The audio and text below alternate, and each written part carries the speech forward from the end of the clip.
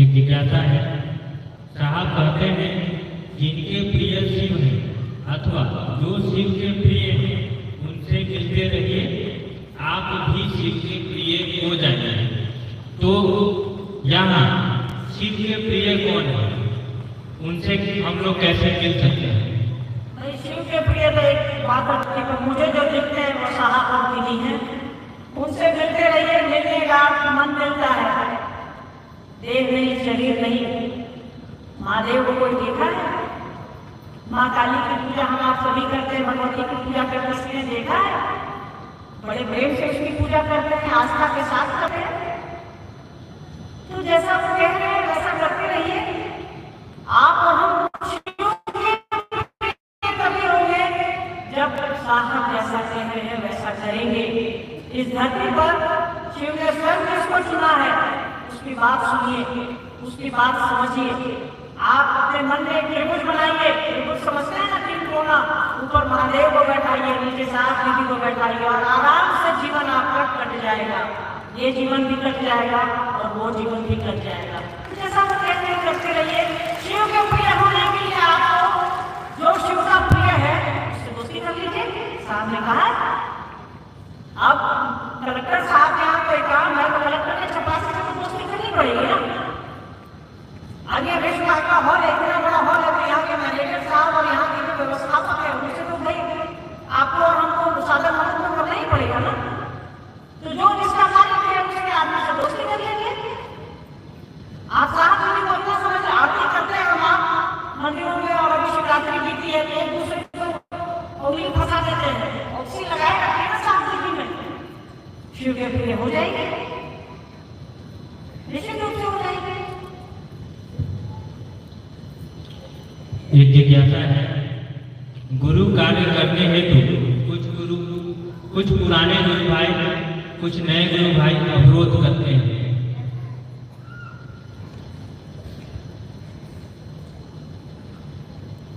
कुछ गुरु कार्य, कुछ पुराने गुरु भाई गतिरोध काम होता है यार। हो सकता है आप आज लिया है, सब तो बराबर नहीं है। साथ दीदी के हम 3 बच्चे सब एक स्वभाव के नहीं है। आपके बच्चे होंगे सब तो आप ही भाई बहन होंगे, एक स्वभाव का है नहीं। तो थोड़ा ऊंच नीच कभी हो सकता है, किसी को कद्दू पसंद हो, किसी को आलू पसंद हो, किसी को दूध पसंद हो, किसी को दही पसंद हो। हाँ, शिव शिष्यता में गुरु एक है, हमारा रास्ता है, बताने वाले एक है। सामान्यतः गतिरोध नहीं होना चाहिए, फिर भी अगर है हम आप शिव के शिष्य हैं, साहब दीदी के आदमी हैं, साहब दीदी का आदमी अपनी परिस्थितियों को, विकट परिस्थितियों को अपने अनुरूप बनाता है और चलता है। आप अपनी परिस्थितियों को अपने अनुरूप बनाइए, शिव के अनुरूप बनाइए और साहब दीदी के अनुरूप बनाइए और चलिए, कोई दिक्कत नहीं है। साहब दीदी जितना आपके साथ है उतना किसी के साथ नहीं है, ये याद रखिएगा। ये साहब की चर्चा हम लोगों ने डाली थी यूट्यूब पर, आप लोगों ने सुनी होगी, जिसने राजस्थान की मरुभूमि में अभी शिव को गुरु बनाया है वो मेरे कलेजे का टुकड़ा है। तो जब साहब के कलेजे के टुकड़े आप हैं तो क्या गतिरोध होगा?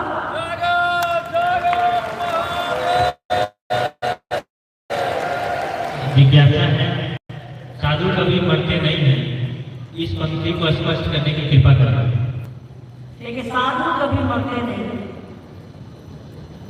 हम पहले नहीं जानते थे इस बात को, क्योंकि हमारी थोड़ी मतलब होता है ना, साहब कहते हैं ना कि थोड़ा आगे पढ़ लेता है, थोड़ा ज्ञानवान हो जाता है, ढेर बोले की लेने लगता है। तो हम लोग जैसे आदमी की यही स्थिति है। तो साहब दीदी के आसपास से थोड़ा आप लोगों के बीच आकर, आप लोग के आसपास आप लोग की दुआओं से थोड़ा चल रहे हैं। तो ये अनुभव जीवन का है कि साधु कभी मरते नहीं। कैसे मर जाएगा साधु? जो हमको और आपको जो जीवन जीने की कला सिखला रहा है वो मर जाएगा क्या? मर ही नहीं सकता। जो दुनिया को जो राह दिखला रहा है, जो दुनिया को जो बता रहा है गलत और सही है, वो जा ही नहीं सकता है। शरीर जा सकता है, शरीर चला जाएगा, उसके अवशेष चले जाएंगे, पर उसकी बोली कहाँ से जाएगी, उसकी सीख, उसकी शिक्षा कहाँ से जाएगी? आपके प्रति जो कर रहे हैं वो कहाँ से जाएगा? आपके सुख दुख में, आपके हर चीज में साहब दीदी है, कहाँ से जाएंगे? सब लोग चला जाएगा, उनकी साधुता नहीं जाएगी, वो नहीं जाएंगे। धरती पर एक भी आदमी शिव शिष्य है और होगा या उसके होने की संभावना संभावना है तो साहब भी नहीं है, और साहब गिरी से बड़ा कोई साधु नहीं है। जिसने अपने आप को साध लिया वही साहब और दीदी है। उन्होंने अपना जीवन न्यौछावर कर दिया महादेव के लिए, हमारे और आपके लिए। वो कहाँ से जाएंगे? इसलिए साधु कभी मरते नहीं है। ये मेरी अपनी अनुभूति है आपको सबको, तो आप बेहतर समझें। साधु कभी धरती छोड़कर नहीं जाते, हम जैसे लोग जाएंगे। साधुता तो यही है। जी, एक जिज्ञासा है, महादेव की तस्वीर में बाघ, बैल, सांप, चूहा, कार्तिक जी, गणेश जी सभी हैं, उन सब साथ में दिखते हैं, पर हम लोगों में मतभेद क्यों? देखिए, हम लोग शिव के शिष्य हैं। शिव जैसा बनने की कोशिश करेंगे। शिव का परिवार दो तस्वीरों में दिख रहा है, बाघ, बैल, बकरी, मोर, चूहा सब एक साथ है। तो क्या प्रेम से हम आप यहाँ नहीं है? ये सवाल तो आना ही नहीं चाहिए। आ गया तो मन संचालक होने चाहिए पढ़ा। बड़े प्रेम से यहाँ 2900 लोग बैठे हैं, 2900 बड़े प्रेम से बैठे हैं। कोई किसी की जाति नहीं जानता, कोई किसी का धर्म नहीं जानता, कोई किसी का पंथ नहीं जानता, कोई कितना बड़ा है, कोई कितना छोटा है, कोई नहीं जानता। शिव की शिष्यता तो आप में दिख रही है, शिव का परिवार तो आप में दिख रहा है। सवाल क्यों उठा है?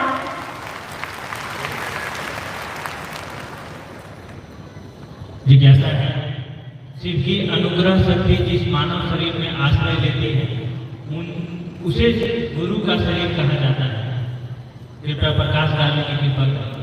ये एक ऐसा सवाल है जिस पर हम लोगों के पिता से हम लोगों ने कहा है, मेरा नहीं कहा, मैंने नहीं कहा, मेरे पिताश्री, हम लोगों के पिताश्री हमेशा मौन रह गए। तो हमारी और आपकी औकात क्या है? साहब की पुस्तक पढ़िए, समझने की कोशिश करिए कि गुरु शरीर किसको कहा जाता है और गुरु शरीर में कौन है। इस तो साहब ही मौन रह गए, तो हमको और आपको मौन रहना आवश्यक है। ऐसे हम लोग बराबर साहब से सवाल किया करते थे। उनकी पुस्तक की लाइन है ये, दो जगह उन्होंने कहा है गुरु जिस शरीर का अवलंबन करते हैं उसको गुरु शरीर की संज्ञा दी जाती है। अब आप खुद समझ लीजिए। एक जिज्ञासा है, अनुभूति और स्व अनुभूति में क्या अंतर है? अनुभूति जो हम आप समझते हैं, जो हम आप फील करते हैं, उसी को अनुभूति कहते हैं। स्वानुभूति, स्व मतलब मैं, अपना, अपनी अनुभूति, मेरा सामान, मेरी चप्पल, मेरा सोच, मेरा सपना। तो अनुभूति किसी की भी हो सकती है जो हम आप सुना सकते हैं। जैसे अभी हमने कहा ना आपको, साधुता मरती नहीं, साधु कभी मरते नहीं, वो मेरी स्वानुभूति थी, पर हमने आपको अपनी अनुभूति सुनाई।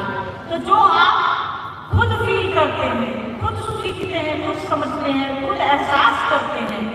कोई रसगुल्ला खा रहा है तो वो बताएगा ना कि रसगुल्ला मीठा है कि कम मीठा है, चाय में चीनी है कि गुलाब है। तो जो पी रहा है वही बताएगा। तो जो पी रहा है उसकी अनुभूति स्वानुभूति हुई, जो बता रहा है कि भाई चीनी में चीनी लगा के चाय है, वो अनुभूति हुई। वो आप पर भी काम कर सकती है। स्वाद जैसे लगेगा मतलब मेरी अनुभूति है।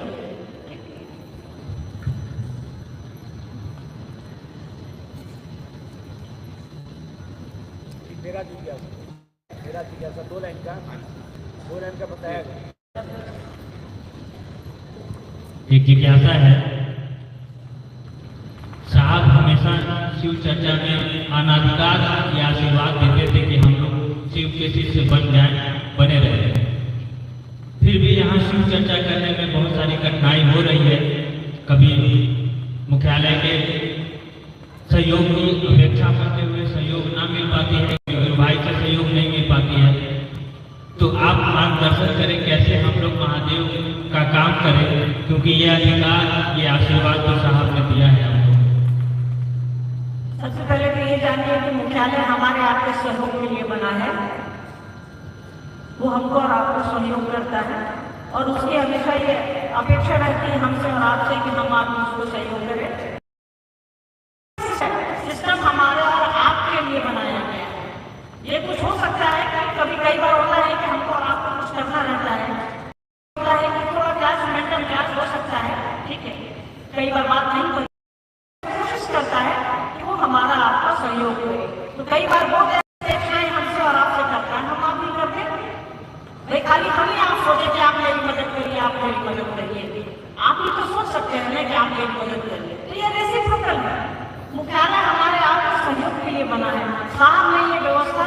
सहयोग के निमित्त बनाई थी, विरोध के निमित्त नहीं बनाई थी। कोई हमारा आपका विरोध नहीं करता। आंशिक छिट हो सकता है, वो सब ऐसे ही है। घर परिवार में भाई भाई में विरोध होगा तो छोड़ के चल देते हैं, नहीं चलते क्योंकि वो अपना हमारे आपके भले के लिए बनाई गई है। कई बार हो सकता है कि हमको और आपको लोग इस समय जो करना है, जैसे चुनाव का टाइम है, अभी हम आप बाहर निकलेंगे, कायदे से हमको और आपको धीरे धीरे निकलना है क्योंकि इलेक्शन है, आचार संहिता लागू है। ठीक है, हमको और आपको कानूनी ऑर्डर है इस कार्यक्रम को करने का, पर कानूनी ऑर्डर होने का मतलब ये नहीं है कि हम आप कुछ भी कर लें। तो ये मुख्यालय देखेगा ना, उसकी अपनी जिम्मेदारियां हैं, हमारी आपकी अपनी जिम्मेदारियां हैं। दोनों मिलकर के अपनी अपनी जिम्मेदारी निभाएंगे, कहीं कोई पटपट नहीं होगा, कहीं कोई अभाव नहीं होगा। तो दोनों को मिला करके चलने की कोशिश करिए। अब आपको लगता है कि कोई आपको सहयोग नहीं कर रहा है, तो एक बार बात कर लीजिए, जाकर के बात कर लीजिए, वहां सबका स्वागत है। एक जिज्ञासा है, शिव को भावजनित प्रेम ही स्वीकार, गुरु को भावजनित प्रणाम ही स्वीकार है। दीदी इस विषय पर बताने की कृपा करें। भावजनित प्रेम ही स्वीकार है। तो महादेव हमारे आपकी तरफ शरीर में तो है नहीं कि भूख लगी है तो रसगुल्ला खिला देंगे, खाने का टाइम हो गया तो खाना खा लेंगे। नहीं, वो भावजनित सत्ता है, वो प्रेम से ही ग्राह्य है, उनको हम दे नहीं सकते हैं। हमारे आपके पास है क्या जो उनको दीजिएगा? ये बता, सब तो उसी का है क्या जो दीजिएगा? है कि नहीं कुछ उसको देने के लिए? जो है वो उसी का है। हमारे आपकी सांसें जिस पर सारा पानी है हमारा आपका, उसी की है भाई साहब, हमारा आपका कुछ नहीं है यहाँ। क्या दीजिएगा? जो है उसी का है, तो जो वो भेजा है वही लौटा दीजिए। वो प्रेम से भेजा है वही लौटाइए। अब भाव भी जब घनीभूत होते हैं, विचार भी जब घनीभूत होते हैं, तो उसको प्रेम कहते हैं। जो वो दिया उसको लौटा दीजिए। तेरा बीज को 100 पर क्या लागत है, वो जो उसने दिया है वो लौटाइए। उसने प्रेम दिया है, साहब ने लिखा है सतस्मृति में, मनुष्य के सहज प्रेम से परमात्मा लब्ध है। उन्होंने हमको और आपको प्रेम देकर भेजा है, प्रेम लौटाइए। तो हम आप चले खंडावत बेलपत्र, खंडावत दूध और खंडावत पानी चढ़ाने, क्या फर्क पड़ेगा उसको? माथे पर गंगा रखे हुए, पूरी प्रकृति उसको है, वो प्रकृति का आयन ही करते हैं, कुछ फर्क नहीं पड़ता उनको। तो जो हम आपको दे सकते हैं दे दीजिए। वो एक भाव सत्ता है, प्रेम की सत्ता है, प्रेम की प्रतिमूर्ति है, तो प्रेम दीजिए। और कुछ दे नहीं सकते हैं, उसका उसी को लौटाइएगा। हर बात कैसे कैसे लौटा सकते हैं? जो है उसको समर्पित कर दीजिए कि सरकार तुम्हारा है यार, तुम जानो। साहब किसी सीखिए ना, साहब के पास क्या नहीं था, पर उन्होंने कहा कि भाई मैं रोटी नमक भी खाता हूँ तो उस महादेव की दया से खाता हूँ, गुरु की दया से खाता हूँ। मैं अच्छा खाना खाता हूँ, वो भी उसकी दया से खाता हूँ। सब कुछ उन्होंने सौंप दिया, इसीलिए वो साहब होते हैं और इसीलिए दीदी है। वो 5 करोड़ से ज्यादा घरों में उनकी आरती होती है। हमको और आपको तो अपना नहीं पूछता कोई, वो आपके अपने हैं। तो गुरु तो वो परमात्मा को भाव सकता है, उसको हम आप कुछ नहीं दे सकते, बस प्रेम जो उसने दिया है लौटा दीजिए। एक जिज्ञासा है, साहब कहते हैं नकल में एक दिन असल में बदल जाता है।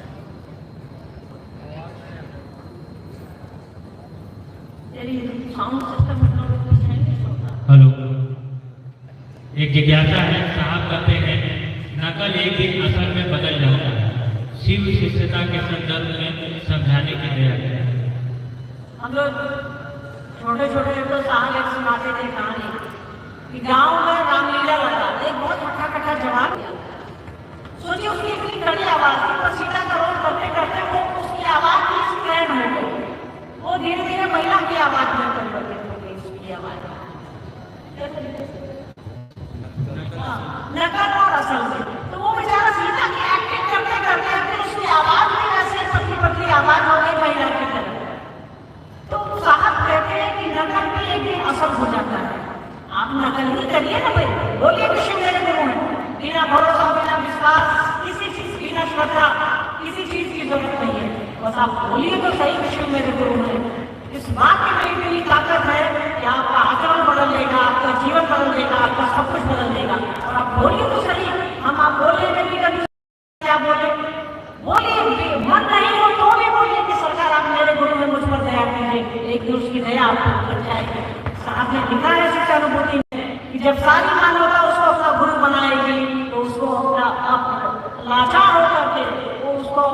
अपनी दया का दया भाव हमारे औलाद के ऊपर डालना ही पड़ेगा, अपनी दया हमारे औलाद के ऊपर करनी ही पड़ेगी।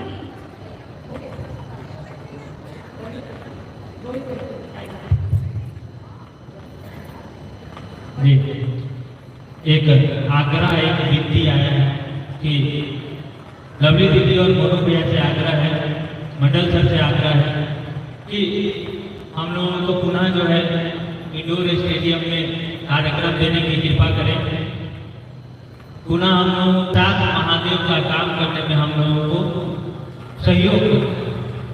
देखिए, हम लोग करेंगे, इंडोर स्टेडियम में कार्यक्रम करेंगे, सब लोग आएंगे, कोशिश रहेगी कि हम लोग सब लोग आए, सबसे बात हम लोग करेंगे। कार्यक्रम सहयोग से होता है, आपसे भी उतना ही सहयोग अपेक्षित है, हम सब जो एक साथ रहेंगे और इसका कोई भी काम महादेव की दया और साहब जी के आशीर्वाद पर चलेगा। बाकी हमारी आपकी मेहनत भी वही करवाते हैं, सब कुछ वही करवाते हैं, हमारे आपके हाथ में कुछ नहीं है, बस हम सोच सकते हैं, ठीक है, हम कोशिश कर सकते हैं, भरोसा दिलाते हैं आप लोगों को कि आप लोगों के बीच फिर आएंगे। कब आएंगे ये नहीं मालूम, लोग आएंगे जरूर। एक जिज्ञासा है, शिव का दर्शन और साहब का दर्शन कैसे होगा? शिव का दर्शन और साहब का दर्शन कैसे होगा? तो आप साहब का दर्शन कर लीजिए, शिव का दर्शन वो करा देंगे। वो कह रहे हैं आपको, आओ चले शिव की ओर, ये उनके दिल की आवाज है, हम आप सुन ही नहीं रहे। आप बंद किए हुए कर रहे, सीढ़ी चढ़ा दीजिए, तो दूसरे पर भरोसा करके छोड़ दीजिए, वो दर्शन करा देगा। और अगर उसने आगे की है तो देखिए सामने की सीढ़ी है, और अगर आप बंद किए हुए तो भरोसा करना पड़ेगा, भाई सामने वाला जो है वो पकड़ के ऊपर चढ़ा देगा, हम नहीं गिरेंगे।